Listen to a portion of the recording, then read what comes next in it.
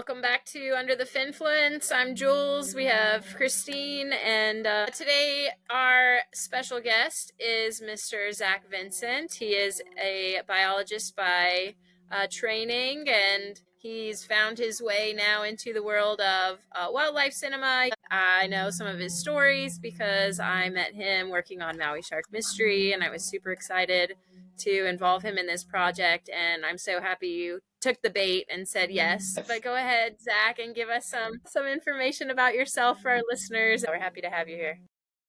Yeah, I'm happy to be here. It's good to see you, and not on a boat covered in fish blood, which is different. Yeah, I'm South African. I was born and raised there. Was going to become a scientist, so I did a lot of studying. I got my master's from the University of Cape Town.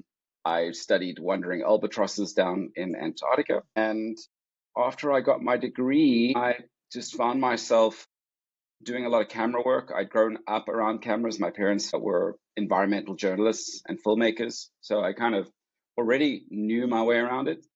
And then all of a sudden, it was just someone offered me a job to go back to Antarctica and film more albatrosses and seals. And I took the job, and then it just kept happening.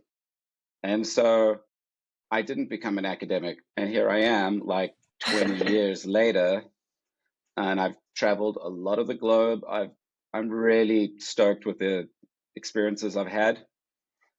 It's blown my mind where I've gone, who I've met, how I've contributed, I think, to wildlife awareness and conservation propaganda. Yes, That's and awesome. the animals you've interacted with, right? We've got albatrosses and elephants and sharks, and I don't even know everything you've got down there in the bush in Africa, but what's your favorite thing that you've worked on so far? They've all, it's hard to say what my favorite things are. I think quite that pops up to mind is some work I did in Botswana with Steve Boys and the National Geographic Explorers. We went through Botswana on makoros, which are like dugout canoes. And we went there in a time of year where it was just, there were animals everywhere. And we must have had the most exciting time. I mean, you knew you were in the jungle when, a 20-foot African python slithers through the tent site. And then we got hit by a crocodile, which we filmed. I almost got taken out by a hippo.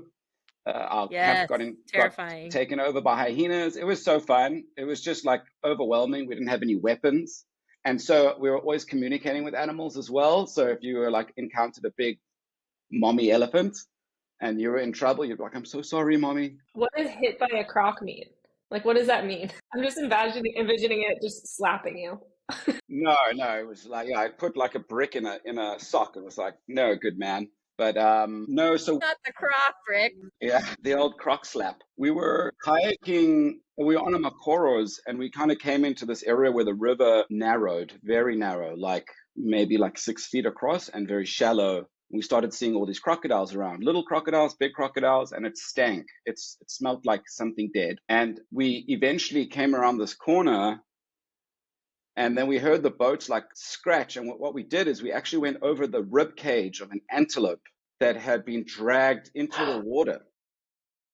And we could actually hear the bones cracking under our boats. And we were like, what? That was a chum. They chummed for us, the crocs. And so what happened is we got between the carcass and this colossal crocodile, a massive crocodile that's back was so big, it had 4 major ridge lines. And that's when you know. And it was flat on the water. It wasn't a lot of crocs you'll see, they'll have 2 ridge lines or whatever, and they're thin. This one was as wide as a makoro. And I actually showed the footage to an actual croc biologist afterwards, and he was just that thing's got to be 17, 18 feet. It was huge. So you really wanted to be between that guy and its carcass. That's the worst place in the world. So there's a couple places you don't want to be. You don't want to get, I mean, if you go up to a dog that doesn't know you and you go near its food, it's yo, back off. But yeah, you don't want to get in between an animal and its food, and you don't want to corner an animal. There's just 2 rules you just don't want to do. We did both. We passed this carcass and we were looking around, and the next minute, about, 15 feet ahead of the front boat, I was in the second boat. My presenter and host was in the front boat with his camera rolling right in the front. And in front of him, 10, 12 feet, 15 feet, this croc just came out of the water, and you could see it just like slowly working its way. And there was almost a 90-degree turn in this little riverway. And when it got to that turn, it obviously just decided, no way I'm leaving my food. So it did this crazy whip around and went straight at the boat, but it went down below and you didn't see it. And you saw the water moving, and then all of a sudden it just came up and it took a big whack, like it tried to attack the boat. And the host of that show, a good friend of mine, Bertus, he was holding the camera like this, and he had grabbed a paddle. And as it came up, he whacked the thing in the head with a paddle. That put it down in the water, and then went out and then came at my boat. And by that time, it had obviously decided, I don't want to get hit in the face again. I'm cool. And went underneath our boat, kind of pushed us and the whole team off to the side, and went back to its meal. And then we just carried on. And it was hectic. It was hectic. But that entire day was hectic. I mean, that entire day was insane. We got hit by hippos. Well, almost. Just endless dodging hippos, endless buffalo encounters. When we met a couple of weeks ago, Zach, you gave us such like a great arc of how you started in science and then how you got more and more jobs in film. And you touched on it here, but I'd love to have you expand on it here in the podcast. And I really enjoyed hearing what your work on the albatrosses is about as well. Okay. Well, I'll go back even a little bit more. So my father, who passed away this year, he was a brilliant wildlife documentarian and journalist. His name was Zach Vincent. And in South Africa, he was a bit of a legend. He was one of the first guys to dive with sharks. But he really used his media to get animals protected. It wasn't necessarily esoteric beauty. It was someone is planning on killing all these animals in a pond to put a quarry in, or someone is going to build a nuclear power plant on this estuary and there's a seahorse that lives there, or they're going to dump sewage water. And he would find these stories in the local newspapers, and then he would go and interview and shoot them. He'd get the wildlife shots. He'd create empathy for the animal. And so in his lifetime, I mean, he got black eagles protected, which are now called Varro's eagles, because the farmers used to poison carcasses and leave them out to kill all the predators. And so he got them on camera to admit to it. And he got badger-friendly honey in the stores because the guys making honey were using clap traps to kill the badgers. And they put those traps around their honey. What an amazing childhood and role model to have as not only, someone you know or work with, but as your dad. That's so cool. Yeah, and my mom was also involved, she was behind every good man, there's a better woman, And so mom was this very small little person. Her name is Sharon, and she was an activist. She was a staunch anti-apartheid activist. There were very few in the town that I grew up. She was a member of the Black Sash detainee support group. These were all illegal groups during apartheid. There were white women who would go into police stations to file kidnapping charges for young black children that were taken into custody by the white supremacist government. Black people couldn't, I've used this in America to get a friend out of jail who was taken like that. Actually, it's a great trick to get cops who are out of their line. In those days, black people had no rights. So if a mom's son got kidnapped because he was protesting, she couldn't go into a police station. So she couldn't file any charges. So you had to have white people do it. And my mom filled that gap with her friends. And so they were both very staunch anti-apartheid activists. And out of that, there's a general vibe there. It's like if you can see injustice for humans, chances are you can see injustice for the planet, and they go hand in hand. And so as my father was, and South Africa was coming out of apartheid, my father had moved down to where I grew up, which is now called Gqeberha. It was called Port Elizabeth. It's the southeast coast of South Africa. Beautiful, wild. I mean, we have the big seven. So we have lions and the other big five. So buffalo, elephants, lions, leopards, rhino, great white sharks, and I want to say southern right whales. So it's an amazing place to grow up. It was great. I loved it. This must have driven you. This must have driven you into your pathway to science then, as you were around all of these amazing animals. You have these epic parents that are steering you in a very good direction. Absolutely, you're correct. Because when I was a kid, I was carrying tripods when I was 10 years old. My dad loved taking me. I loved going with them. My brother and my sister had their thing going too, but I was like, let's go. So my first experiences with animals was like climbing up to a cliff and having a black eagle, because I went into the nest. My dad said, go see if there's any sheep skulls in the nest, because that will prove that they're hunting the sheep. Yes. So I'm Thanks, like Dad. tiny, because I'm not a very big guy. So I walk to this nest, which is the size of a small car. And as I do that, you hear this eagle, and I'm like, oh shit. So I run back to the hide. And as I get in the hide, this majestic eagle, it's the third biggest eagle in Southern Africa. Its wingspan must be like 9 feet, goes right over my head. I can hear the wind in its feathers. I'll never forget it. I could actually hear the wind going through its tail feathers. And that was, I think that moment, like, it's ingrained. And I was like, this shit, it's cool. This is great. This is awesome. This is life, And slowly but surely, I was given more responsibility. I had to earn it. I did sound for a very long time. I just hold a boom mic and put mics on people and made sure the sound was good and carried a tripod. And then I decided basically that I wanted to study science. I wanted to study biology. I tried everything else. Everyone was like, do computers, man. Be an engineer, be a lawyer, be a doctor, do all this stuff. And it bored me. But for me, the biology classes were beautiful. So I had real life examples all around me of all the courses, whether it was African mammals, large mammals. I could go to Addo Elephant Park an hour away and watch them and see elephants. What they were teaching in class, I knew from my dad, from us already being out there and working with the same professors that were teaching me. We would interview them. So I had a lot of deep conservation knowledge already. And then also the ocean. It was there, and I surfed every morning. I grew up with a bunch of surfers. We surfed every day. It's just such a beautiful coastline on there. You've got just so much wild right on your doorstep. And I loved it. I mean, it was easy for me to choose biology. I also did mathematics, so I kind of became quite a unique scientist. There weren't a lot of people doing like applied maths and biology. And so that took me to my master's. I got funded in Cape Town to study albatross demography. And then it was kind of a step up. I got a bursary to go to the Percy Fitzpatrick Institute of Ornithology. It's quite a mouthful, Beakville. And that's where I started studying albatrosses. And it was amazing. I mean, it was really amazing. I kind of studied elephants, which is the largest land mammal. And then I did wandering albatrosses, which is the largest seabird. And I was planning to do a PhD on a big whale species. So it's rounded. But I didn't get that far. I basically did my master's and I was like, okay, I'm done.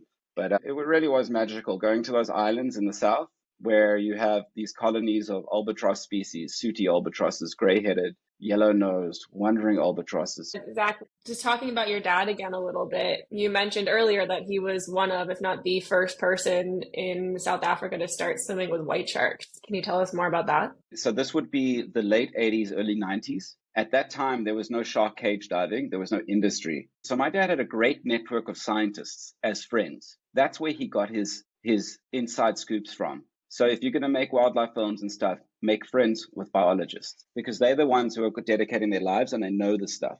So one of his friends, who's a marine biologist, said to him, look, there's a problem. Our big great whites are being taken out by hunters. They're poaching them. So my dad did a commercial. In South Africa, there's a lot of security doors. Security doors are there so you can run into the house and you slam this accordion-like door, which is basically a security door closed. Because South Africa, he had this idea to do a commercial for them. He said, how about we build a shark cage using your things? We'll put the camera behind one and we'll get a shark to come after you and then you like get away. And in the 90s, they loved that. They loved it. They thought it was great. So him and his mates built a shark cage. They built two. They built the one with the sliding door and then the other one to shoot it. And then they went between. But where I grew up, there weren't that many big great whites. They were out there, but in those times, they weren't there so much. They ended up using a ragged tooth shark, which is kind of South Africa's version of a nurse shark. Like there's a lot of them and they're not too aggressive. Raggy. So that's kind of do some real kind of like editing to make it look sketchy. So being my father, creative, and he now had a shark cage and they had also built an underwater housing for his camera. So what did he do? He thought, well, let's do a documentary on great whites because there's a lot of hype about them, Jaws and all the stuff. So he went and started looking for them and he couldn't find them. So eventually what he did was he went and he looked at all of the angling reports from all the angling clubs around South Africa, because all the fishermen, they Smart. keep the sharks and they log them. And so he went, and in Gansbaai Island, where the big shark industry has been, he found a guy there who had caught like a ton of big sharks. And so he looked around the area, and there was Seal Island right there. So he said, well, let's take this cage out to Seal Island and see what's up. And he reckons within an hour of dropping it off there, they were approached by a 4-meter great white female and then a bunch of smaller males. And he said to me, they shot so much and they were in the water so much that they were basically almost throwing up, because they were in this little boat and it was just throwing them around. So they were basically getting seasick and then going back in. So it's called recycle chum. But he said, because they were like, just keep chumming the water yourself. And he said at one stage he was like leaning over the boat, just feeling like quite hectic. And the shark that had been around came up, kind of breached out the water, opened its mouth up a little bit, and then just went back in the water. And he was like, man, I wonder if it was like saying to me, what are you doing? It was a cool story. You always have cool stories like that. I mean, today that might not be the case. Those sharks may have seen people in the water. Yeah, good point. Oh my gosh, all the time. I mean, you can't go out there without a crowd now. But in those days, this is 1990. They weren't doing it. There was no cage industry. And there were very few underwater cameramen in South Africa. There was another guy, he's a legend. I must mention his name, Charles Maxwell, absolute legend of a guy. Helped me out a lot when I started too. Gave me a lot of footage when I eventually did my own shark documentary. In those days, you could tie fish to the side of the cage. So they would use little dogfish that they would get from the fishermen on the side, and they would tie it. And he used to say, like, sharks for sharks. So he said the one time, and he was shooting in like murky water, and he said his mate put his hand out the cage with a knife to cut the belly open of a small pajama shark. And as he cut that thing open, one of those sharks hit that spot. And he was like, they're very intelligent, and this was before a lot of that stuff. So you're kind of observing, you're like, they're not just hanging out. They're on it. But they're cool watching result of that everything. When you're in there, you're observing, you're in the flow, you feel it. It's like you're absorbing all that data. It's like going in. Whites, I feel like, I mean, I haven't had the chance yet to be outside of the cage with one, which I'm dying to do. But in the cage, you can see like their eyes are just like working, like going around, trying to work out how to get in. And I don't really feel that with other species. But with whites, like, I'm glad for the cage most of the time. Yeah. I've been on a submersible cage with whites, and the huge female came because it's like a 4-string chain, and it's all cable. It's like very heavily reinforced, right? We're not filming the shark thing where the cage drops in the movie. It's all very safe. And it's like, she came at one of the after circling, watching around, and we were not in a heavily baited situation, but there was provision. She nailed the corner, like chewing the chain, like trying to detach. And it's not every shark that's out there, that's trying to get in the cage, but she was big. She knew her way around this location and divers. And I don't know if she's just over it, or if she's interested, or just investigating. Well, I think, Zach, you had mentioned that when we talked last time that you're taking some of your dad's old footage and turning that into a product today. I do want to just conclude that documentary that my father did is the documentary that got great whites put onto the endangered list in South Africa and ended fishing for them. So that work was very important, and wildlife films are very important, especially even on a domestic, on like a local provincial scale. If people can find stories in their area and protect their area, they'll have a lot of impact. It's like think local, act global. So that's why great whites got protected, and it became such a great industry.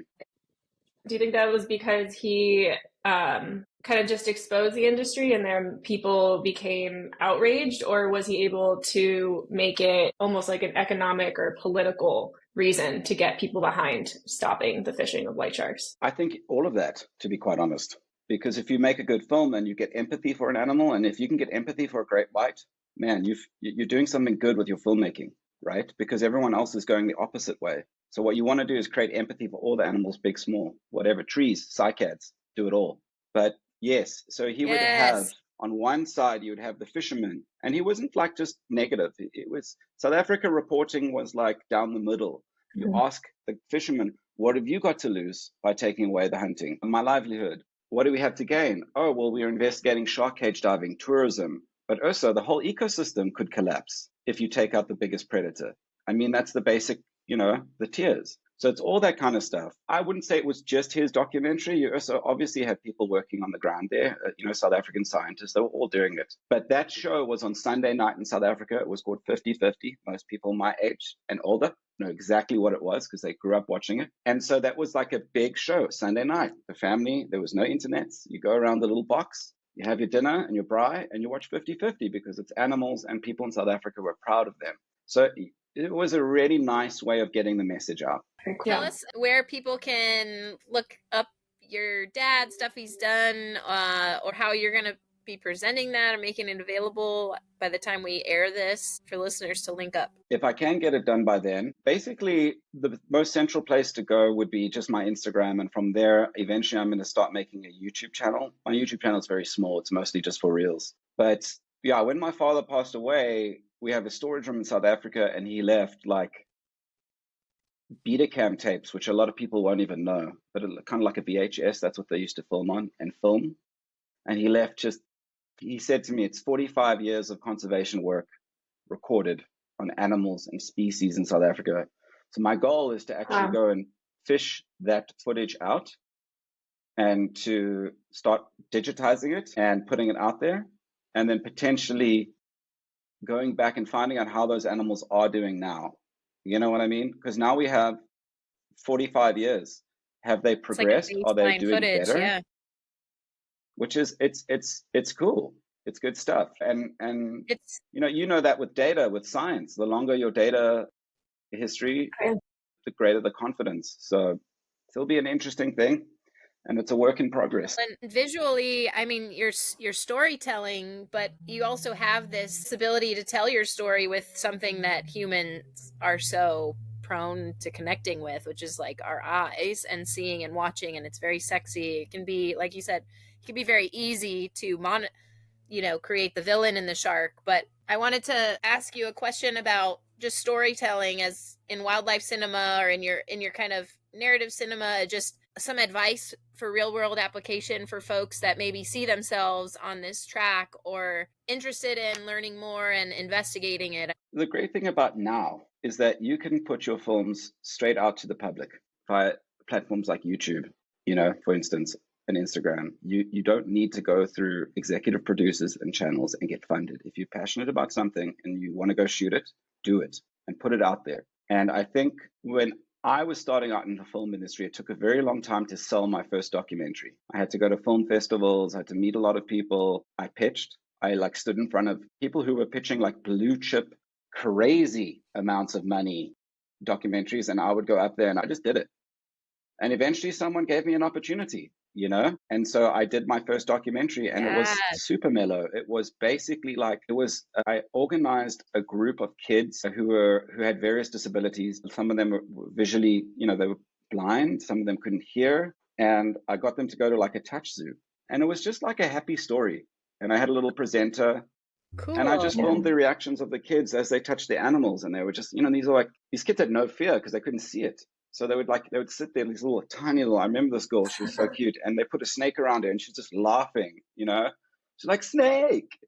And then I was like to my host, now you got to do that. And the host, she was like, there's no way. So I was like, you're doing it for TV. Think creatively and, see what outlets there are to get it to the public in your area.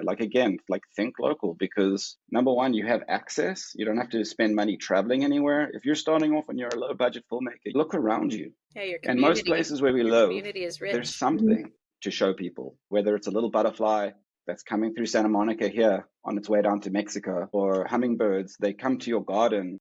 When I was thrown into the deep end of actually becoming a producer, I did a lot of different stuff. So I did sound, I did camera work, I even hosted for a while. I've been around, I started pretty young. But I also did a lot of other stuff besides wildlife. So I was an assistant director in commercials in Cape Town. I also would film dances for my cousin, who was a choreographer. So I would do the live events for her contemporary dance stuff. I did a lot of stuff because filmmaking is a hustle. There's very few people that can just kind of get a full-time job at National Geographic or whatever, It's a hustle. Like, I'm going to be shooting a horror this weekend in LA. I'm going to be going to Mongolia in September to shoot a guy's personal You're project. dynamic. So you've got to be fluid. You've got to be a leopard. You've got to adapt. You've got to get around. You're not always going to be in Maui on a boat, working with Jules here, looking for tiger sharks surrounded by whales in Hawaii. Like, that comes eventually. We're not but always you first lucky have as to, Jules. Yeah.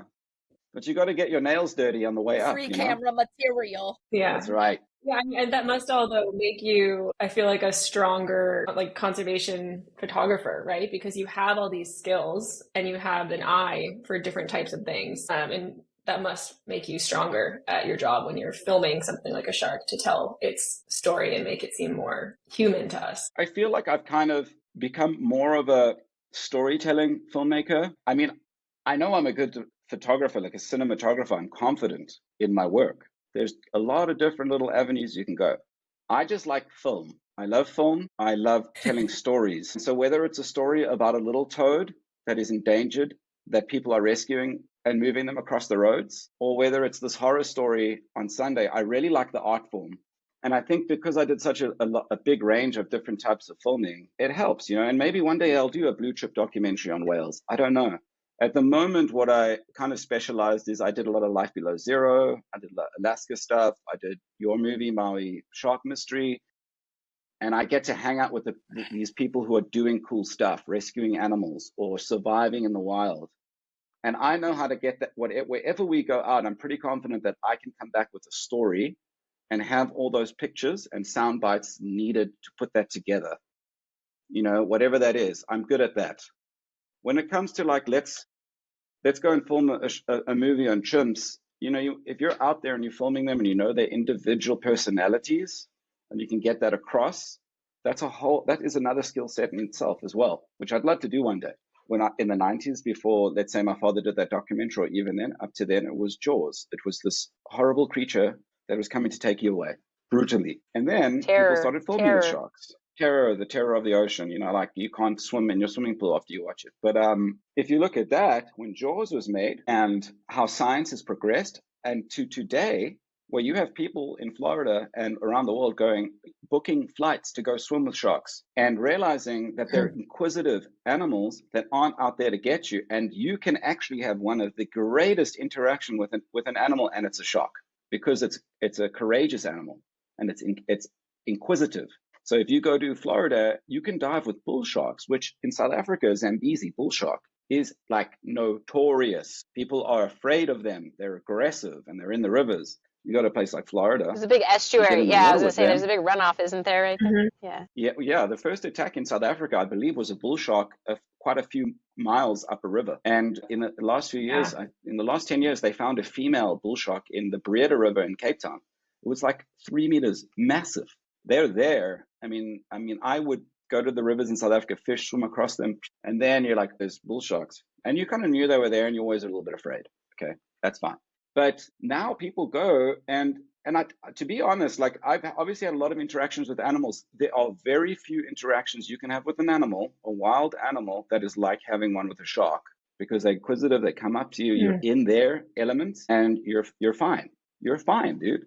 And it's an amazing experience. You can't do that with lions, wild lions. They'll run away from you, if anything. Elephants, you're in a vehicle, that's fine. You can get pretty close to them, but you're not going to have that really like one-on-one connection. And like Maui Shark Mystery, those kind of films, it's all about that. I did this documentary. There was a shark attack in South Africa where a young South African boogie boarder, had his leg. It was a brutal attack. It was really heavy, but there was a lot of conspiracy around it, because when the attack happened, O-Search was in South Africa and they were catching sharks. And there was a lot of shark biologists that were anti-O-Search. They didn't like their methods. I'm not going to pass judgment. And I didn't in the documentary. I interviewed both sides. So O-Search were given a permit to come in and catch a certain amount of great whites, but not just great whites. They did a bunch of other sharks too.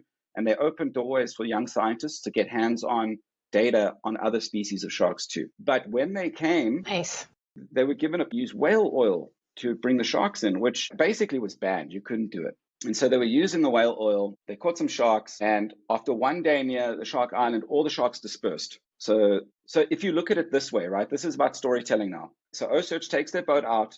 They catch a shark. They put it back in the water. And suddenly all the sharks leave the island. they moved down the coast, the sharks are dispersed, and now a kid about 60 kilometers east gets taken out by a really big shark. And in fact, they'd seen a few of those big sharks in that area, and Osage boat was in the area. So of course, the public goes, it must be these American scientists or whoever they are coming to our waters and using whale to attract the sharks, and now we lost one of our kids. Cancel their permit. So it was a big ass story. It was a big story. So I got given the contract to do it. And so I immediately went out. And the first thing I did with that show was make it exciting. So I took a GoPro, I went surfing, I got some tubes. Charles Mackwell gave me some amazing great white footage. I made a whole scene of POV of surfing, going in the barrel. I get wiped out in the barrel, you see a face, and all of a sudden out of the water, you see the shark coming at you. So it's kind of freaky because you're getting washed around, and it's like, nice. South Africa, we've got guys surfing everywhere. It's a wild coast. And every time we go out in South Africa, we know they're there, but we always just carry on surfing. But it's always there in the back of your mind. And then it happens. And then there's this huge cry. And then even the guys who are doing cage shark diving, they're like, ban cage shark diving, ban the researchers, right? So there's that way of looking at it. And then I go and I interview everyone and try to get everyone's perspective, including the guys' friends who are surfers. And at first I was even like, no, search, this is crazy. It's hardcore science. And whatever it is, good or bad, you have to be careful about your opinions. I mean, if you want me to be courageous, and I don't want to do a career-ending cancellation, but a lot of the science that I did back in my day, I had more empathy for the animals sometimes than the data. And you have to be careful if you're going to be an academic, because gathering data from animals is an encounter. No matter how unless you're doing it like really lo-fi, like you guys are tagging sharks, swimming up to them, it's lo-fi. Fortunately, we're in the era, that's important to people. So like for me, when I'm doing acoustic tags and I'm doing an internal implant into an animal's body cavity that will stay with them for their lifespan, I kind of love the fact that people are interested in, does the battery leach? Does it expel from their body? Are they okay? Can they hear it? It's like, it's actually really great that we're in a turning point for a white shark, that we care, or any shark species, for example, because we as scientists, we absolutely have impact into the environment as well. And I think being a scientist these days, however you're involved, is just like, you've got to be aware of the animal. You've got to have empathy for the animal. You've got to have respect for the animal, but yourself, and to not necessarily be taking their tissues and taking their data. And when I was tagging tigers last week, I'm pulling the hook out. And we're trying to be minimal. I put a tag in her and we're measuring her, but there was one tooth hanging by a thread. And there was something about, and I have pliers. I have like 2-3 pairs of pliers around me, and I could have just popped, and something just told me, you know what, I need that tooth. That's her tooth. It might fall out, whatever. If it falls out, sure, I'll try to grab it, but I didn't want to take it from her. And I think that's important, that I don't need it. It's not mine. It's hers. It's a part of her. You're totally right. Especially coming from a lot of people who are shark scientists, especially, we get into it because we're passionate about the animal. And so sometimes if you love the animal so much, you don't want to harm it. But there is this like weird line that you really need to be aware of at all times, especially when you're doing like extractive work, like taking tissues or something like that. Where is the line of, not only do I not want to harm this animal, but also if I change its behavior because it's been on my boat or something, what's my data? Is my data even actually worth anything? Is it going to be accurate? Because the animal may be acting completely different than it would have had I not pulled it up. That's been posed to one of my professors who's in science, but she's also outside. She's involved in a lot of like qualitative and oral history work. Will these effects and will these results impact or benefit that animal individually and in their lifetime? I love these kinds of questions. Yeah, but I mean, just saying that in front of people who rely on funding and stuff, you can get a very, very, it's a hectic thing to do, which is why I like public scrutiny, because you have to scrutinize everyone. You got to ask everyone, like, hey, is it okay for you to drag a shark up and put it in gravity because it doesn't have gravity underwater? Right. You don't have to make judgment. Right. But you can ask that question, and it's good to ask questions. And then I also interviewed a guy, he passed away this year, he's Leonard, I can't remember his last name, but he was the guy who helped Steven Spielberg design Jaws. And he told me that when he was young in South Africa, he would swim with great whites when no one knew and tag them just next to the boat, and without bringing them up. And he was like he wanted their permit to be cancelled. I interviewed him. But interestingly enough, I did interview the guys at O-Search, and I sat down with the guy. The guy gave me a lot of time, and he said, do you want to know why the sharks dispersed? It's not us. He's like, there's a pod of killer whales in Cape Town right now, and they've been taking great whites out. So all of a sudden, the story got a little bit more interesting. And yes, there were killer whales that pulled into the False Bay and started taking out big great whites that no one had spoken about. And all of a sudden, it flips the conversation. So now you can't really pass judgment. It's just, there's so much happening in the ocean. But that's it. But it's an interesting thing to make people think. And we have to, as a community, come together and decide, like, where is that line? What's that threshold? Because no matter what we do is going to have an impact, positive or negative, on something else. I think what it comes down, you guys are right. And that's, to be honest, that's probably why I still stayed in Hollywood now and didn't go back to Africa where the animals are. Because I always had this thought that to change a place, you need to go to where it needs to be changed from. And LA is a big place. There's a lot of people here who are influential. So I was like, I've done my thing in South Africa. Maybe I'll go back one day to Africa, but I want to make major big changes or contribute. And so that's why I stick it out here, because I feel like you have to get that message out to people. That's what's so important about global scale media. And that's why I think it's important for young people coming up is to look local, find stories near you and put them out on, because a lot of these stories are about the big things and they miss the small stuff, and it's the small stuff that also matters, whatever it is. Well, I think it's the perfect time to transition to Chum Diaries. How we feel about that? Zach, you tell us your craziest, wildest story.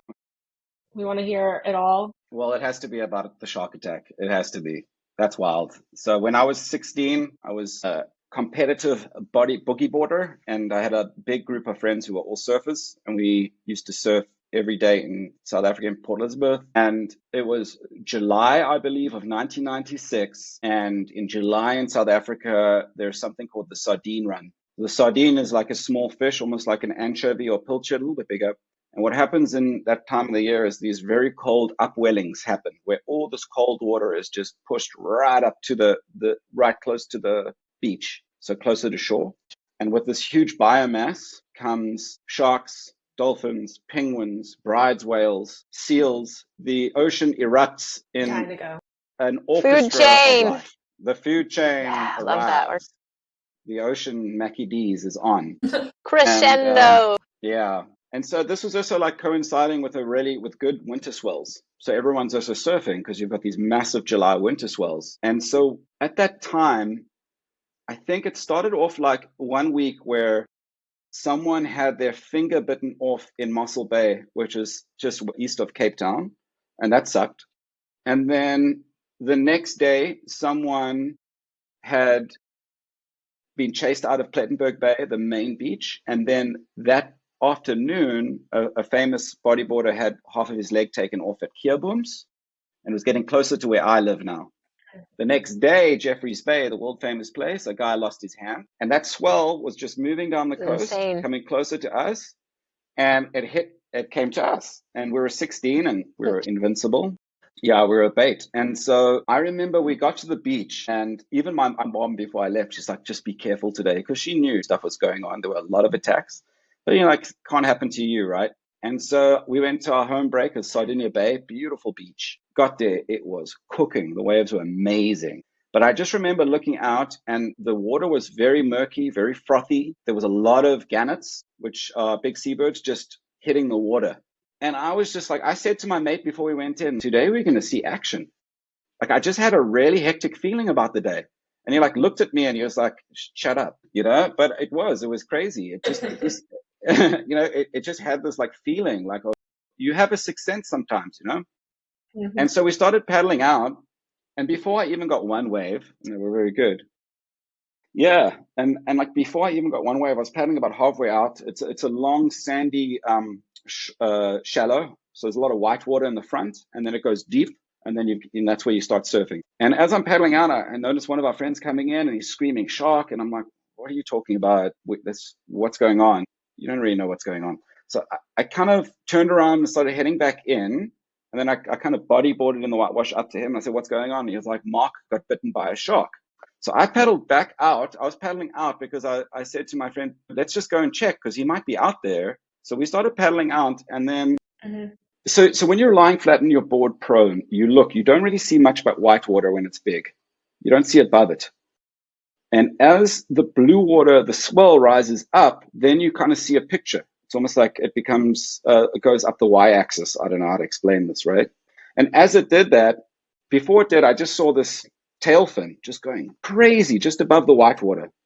And then where that was, the water lifted up, the whole shark was revealed in the wave, just the shadow of it. And it was kind of just doing this crazy frenzy thing. And there was Mark, my friend, floating in the water on the other side of his bodyboard. And the shark, and they were together. And I was like, whoa, like it's all slow motion. And then it was just white water. And so we started heading back to the shore to have a look if we could see. And there's Mark coming in on his bodyboard. And he's lying like normal on a bodyboard, going straight in the whitewash. But next to him, the white water is going pink. So his artery his tricep had been bitten. I didn't know this yet. And the artery here with his heartbeat was going, and it was making the whitewash go pink. It was so hectic. Like I was like looking at this going, what? And so he comes in, I go up behind him. I kind of grab him as if you're lifting your friend up off the floor, and his whole arm was just gone over here. His bone was there. There was a bunch of white tendons. It looked like chili, like if you're having a chili dog or mincemeat, like ground meat. Yeah, so we got him to the beach. Of course, this doesn't happen often. So the first thing we thought of was just get towels, and so we tried to wrap the towels, but because of where he was bitten here, you couldn't really stop the blood because there was nothing to make a tourniquet. So in South Africa, those days, none of us drove. We were 16. We carried him up to the car park. Luckily, there was a few people there. And we tried to find him a lift to get to the hospital, but he was just bleeding everywhere. Then luckily, he was a lifesaver, this guy. So he said to me, he's like, Zach, you have to stop the blood because I'm bleeding a lot. And I was like, yeah, you're bleeding a lot. So he said, the only way to do it is you got to go into my shoulder and go over my collarbone. And I had to go through the back of his arm, over his collarbone, and take 2 fingers and clamp it against the bone. Because an artery, you can't grab an artery. I try to describe it to people. I don't know if this is age appropriate, but it's like glass noodles in like lubrication, like super grease. Like you can't. It'll just slips out your finger.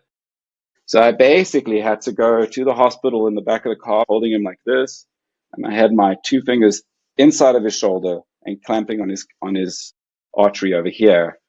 And I had to stay like that. You saved his life. I think I did. I mean, a lot of people were freaking out. It was a very interesting moment in time because I felt pretty calm about it. It was almost like that when I got to the beach and I was like, there's going to be action. I had already kind of prepared, even though I didn't know. Maybe it was I don't know. Like mentally locked in. Mentally locked in, mentally calm. And it was interesting to see different people's reactions. Like some people just start laughing out of control. Most people just shut down and they can't do anything. Yeah. And then other people, a small amount of people are just freaking out, and like running around. And then it was basically me and Mark. He was the lifeguard and I was the dude who was sensory overload. Assist. And yeah, it was a great white. It took a big chunk out of his bodyboard. I'll try send you guys a picture of the bodyboard. There's a newspaper clipping somewhere. And how is Mark today? How's he doing? He's okay. I don't. It was a long time ago. I'm still friends with him on Facebook. I do know that. But he's alive. I mean, he's alive. He survived. I mean, I thought he was going to lose his arm, to be honest. It was hectic. Like, when you see an injury like that, it's hectic, dude. To see someone opened up like that is crazy. Yeah, we got him to the hospital. I remember so well. The nurse she treated us like this was nothing. The ER nurse, she was like, "You guys go home and do your homework. Don't be like messing around in the car park at the hospital. Go home, you naughty boys." And they just took him inside. And then I think like that evening or the next day, their family invited all of us to go and see him, and he was stabilized. His arm was all wrapped up, and he just thanked us all. And then it was crazy. I bumped into him a few times, in the period of life, and he was always like, "Man, it was crazy that day," and I've crazy bonding experience together. You're not close friends, you're acquaintances, but then in that moment, you're tight, you're very bonding. And Drama. Drama bonding. Yeah. Pity party. But it's really amazing modern science. They grafted like calf muscle and nerves into his arm. And then he had this crazy like spherical contraption. And he basically learned how to use his arm again in his hand. And I think the next year, Wow. about 2 years later or 3 years later, he actually came in the top 20 in the world at some bodyboarding competition in Hawaii. So, I mean, it didn't stop him from surfing. So it turned out to be a great story, and I think today he's still a lifesaver, still surfing every single day with his family. And everyone lived, and you're still in the water, and that's As much as I gnarly. can. I mean, Thank you for sharing that. I think there's something to be said too about the feeling you had beforehand. I mean, people who have so much experience and such like a deep understanding of the environment that they're in, like you, I think tend to be able to predict, if I don't know if that's the right word, Premonition. but like, you can really have a The sense energy. that there is more going on. But I think also there's just such like a testament to people like you and Mark who can look at the situation for what it was. Like, you know that there were certain environmental factors that made your risk higher that day. You still made the decision to go out. And neither of you, or really, I guess, anybody in that situation went on to vilify sharks. There's a broad spectrum. I remember a different day where someone got chased out by a shark at a similar beach, that area. And then they wrote in the newspaper, it was like seeing the devil come for me. And I was like, oh God, drama. No, I mean, it affected me for sure for a while. And even now when I go back to South Africa, if I surf places like Jeffreys Bay or Cape St. Francis, I love it because the waves are good, the crowds are low. But there's always that little worry because you're back home and home's got the big guys. And I just love the ocean, man. I can't live away from the ocean. I have to be near the ocean almost every day. It's beautiful. It's like freedom. Yeah. I don't think I've had really close encounters with some very dangerous animals. Really close encounter with a black mamba where I was in a locked off black hide with just the lens out, filming this massive, like 3 meter long black mamba. And all I wanted to do was get shots of it moving left to right and then its face. And of course, it stops right in front of the lens, turns and faces the lens, and goes straight next to the lens and into this thing with me. And now it's inside with me, and I can feel it because obviously my hand's on the lens like this. And now it's here. And it's a full on big black mamba, and it comes all the way down. Terrifying. And the guy outside, the Zimbabwean guy who was working at this snake ranch, says he giggles. He goes, "Hey Zach, it's fine. You just be very, very, very still." And I'm like, I'm not moving. Sit. I'm not. Yeah. And he had to grab this thing and slowly pull it out. Fucking hell. And he pulled it out. And I think that was, honestly, that was probably that had to have been the scariest because that thing was in there and you could feel it against you. And you also know that if it did bite you, you're in a lot of trouble, So, but I think like I've been able to really like disassociate a little bit from the scene, which they also say is like a cameraman's shield, is like the camera. Survival. You move, you become you like a little Tom Thumb and you become inside of it and then you're hidden. And so, you kind of dissociate a little bit, Epic. but also keeping in mind that you can get hurt. And just luckily, I have never been, knock on wood. I've so far it's been. Zach, that is a wild 2 stories. Thank you for sharing those. Now we come to the part where we want to make sure that we haven't forgotten to talk about anything that you really want to talk about and give you the floor to maybe talk about your next project that you want to give some airtime to, or your Instagram handle or the YouTube channel that you're building up. This is really your floor to pitch yourself and what you're doing today. Yeah, I mean, if people want to follow me, the best place to do it right now would just be my Instagram handle, which is at Zach Vincent _. I'm in the process of obviously starting to produce again now after being a dedicated cinematographer for National Geographic for the last 7 years. So I'll start putting a lot more stuff out, get that YouTube channel going, all the things. And I just hope people out there just get inspired to pick up a camera and go out and keep an eye on their animals and their environments and do what they can to contribute to protecting them. Yeah. And thank you guys. I love that. I love that. Amazing. Getting involved and living it. No, in the thank raw. you for joining us. Yeah. Thank you for answering the call, Zach. I'm so glad we could book you and find a window in your busy schedule and in between projects and traveling and all that. And yeah, I think you really nailed the platform and the storytelling and giving us just like so much information into this packed episode. So thank you. No worries. Yeah. Thank you guys. And man, you're you've done a doing it. lot. You're doing what And we stay talked about, tuned for the which is next. awesome. And just keep doing it. Yeah.